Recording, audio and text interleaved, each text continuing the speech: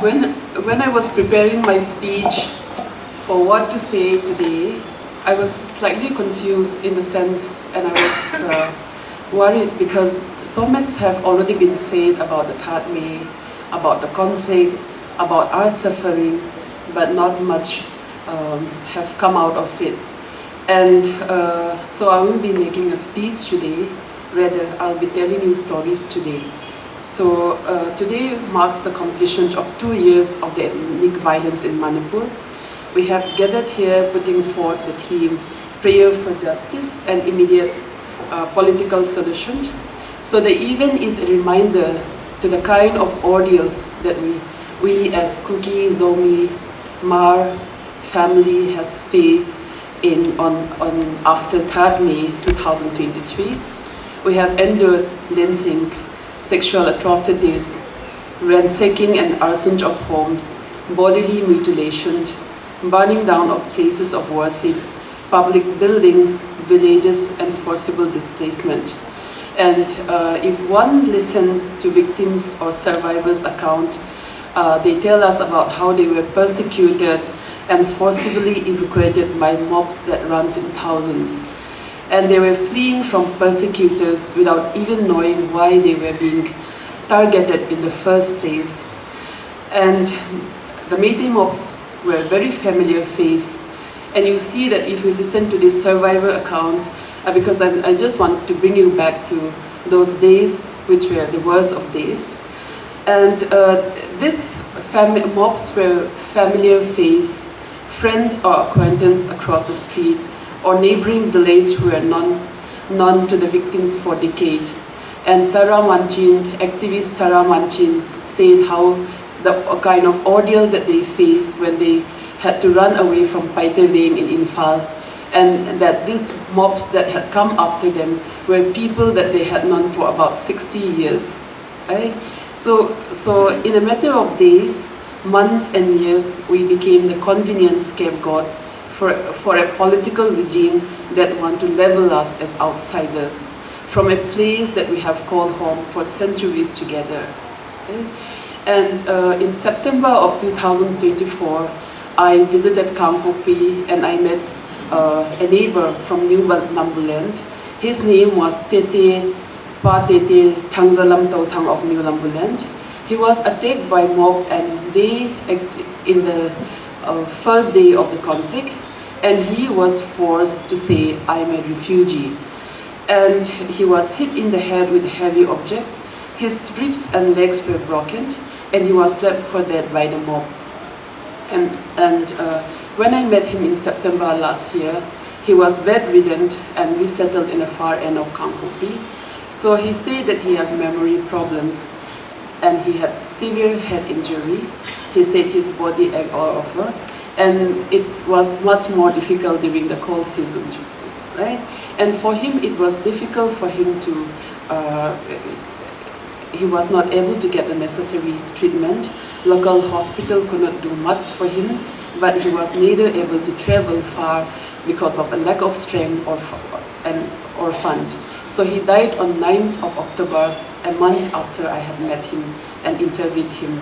So in the next month, we had another very mysterious or very sad news of, in November, Nuzo Sangkim Mar, a mother of 3 who was killed in the most gruesome manner. And this was followed by the 11 village volunteers who were killed in a stage encounter or fake encounter or extrajudicial killings, whatever you call it. And this brings me to my second point, and I want to make, which is the media and the world have moved on from our issues. They have other important news to take care of. A lot have been happening in India, and a lot have been happening in the world. And but the ethnic violence is still very real to us, especially to those who have lost their kins, homes, means of livelihood, and for the many thousands of people who are living in different relief camp or center in the Hill District of Manipur. And we also have internally displaced persons in different states, and I believe that many of us here are here today who were compelled to flee to different parts of the country. And lastly, our village volunteers who are still sacrificing their life, who are still sacrificing their time in order to, for the sake of us till today. So I have been told by activists and social worker Numeri Betsanate that we still have about 87 relief camp in Lamka and about 50 in Kangpopi.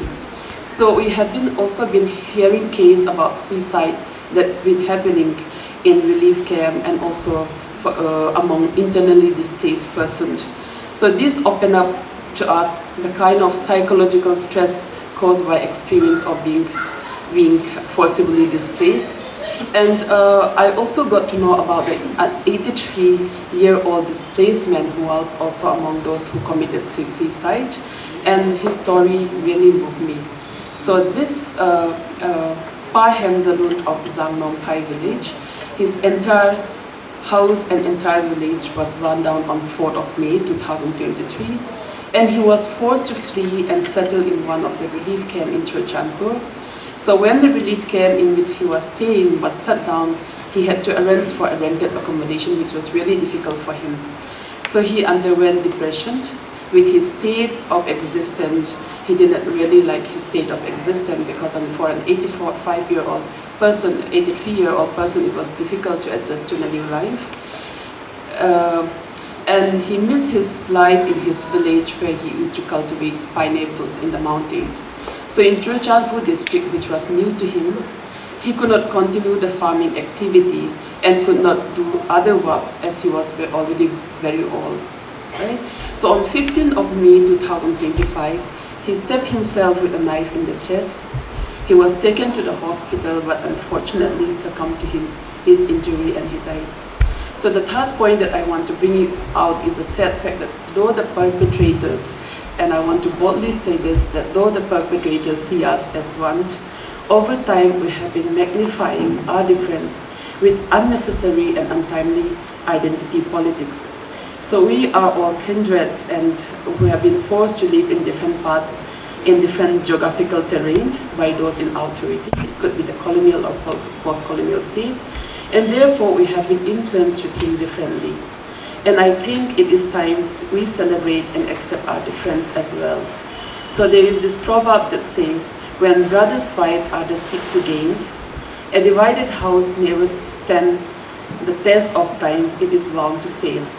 When our people are still suffering, targeted and endlessly awaiting justice, we owe it to them to stand united. And finally, with the permission of all our revered pastor in this hall, I would like to bring in a theological context since we are Christians. So it was God, and this kept coming back to me and I thought I should share it. So it was God in the Old Testament who decided who get to the promised land. That was in Moses' time, right? And he divided people who were trying to build the Tower of Babel because their intentions were wrong according to God. So I want to ask all of us here today, what about us? What about us, those who are gathered here today?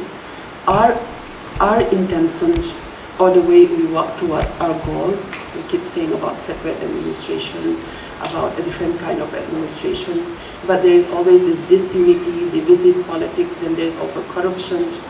So are our intentions or the way we walk towards our goal really worthy of the blessings of God? I'll leave that for everyone to ponder on, and thank you so much for this opportunity to share my thoughts. Thank you.